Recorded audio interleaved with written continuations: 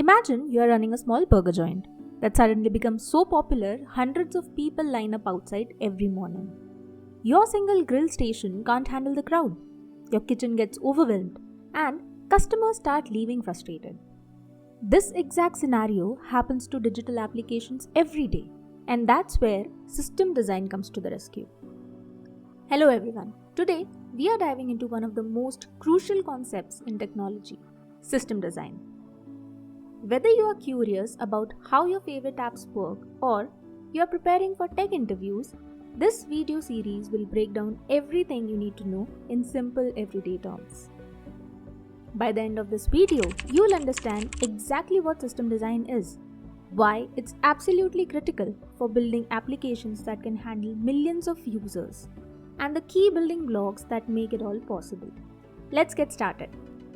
So what exactly is system design? Think of it as creating a blueprint for building digital applications, just like an architect creates blueprint for a building. System design is the process of defining the architecture, components, modules, interfaces, and overall structure of a system to meet specific business requirements. It's essentially answering the question, how do we build an application that works efficiently, reliably, and can grow with our needs? Let's use our burger joint example.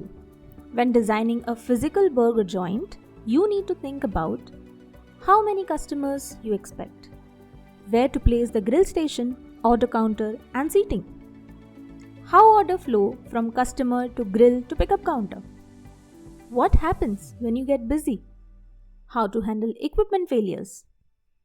System design works the same way for digital applications. You are planning how the data flows, where it gets stored, how to handle lots of users, and what to do when things go wrong. Every system design includes several key elements. Architecture, the overall structure like the flow plan of a burger joint. Components, individual parts that handle specific tasks like separate station for grilling, assembling, and payment or order counter. Interfaces, how these components communicate, like how the order counter tells the grill station what to cook. Data flow, how information moves through your system, like how an order goes from the customer to final delivery. Without proper design, applications fail spectacularly when they get popular. Remember when Instagram was acquired by Facebook? They had only 13 engineers supporting 100 million users. How was it possible? The answer is excellent system design. Compare that to many startups that crash when they get featured on major websites, just because their system can't handle the traffic. The first major benefit of good design is scalability, the ability to handle growth without performance problems. Scalability ensures a system can adapt and grow in response to changing demands without compromising performance or reliability. Think about Netflix. They serve billions of hours of videos to millions of users worldwide.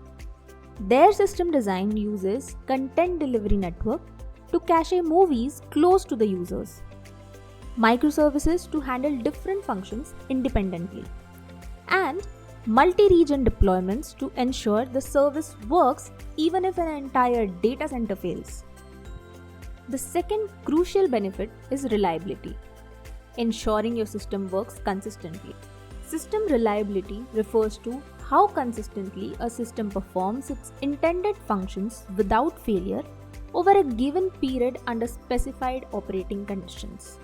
Reliability is essential because it maintains user trust, minimizes costly downtime, protects critical data, and ensures business continuity. For example, payment systems like PayPal process billions of transactions daily. Their reliable system design using the actor model allows them to handle this massive load with just 8 virtual machines. Good system design also saves money. Reliable systems require fewer resources for maintenance and emergency fixes. Designing for scalability from the start prevents expensive overhauls when your app suddenly spikes in popularity. To recap, System design is planning how to build apps that can grow and run reliably under pressure. It is essential for today's internet scale applications. In the next video, we'll explore the key differences between low-level design and high-level design. Thank you for watching this video till the end. I'll see you in the next one.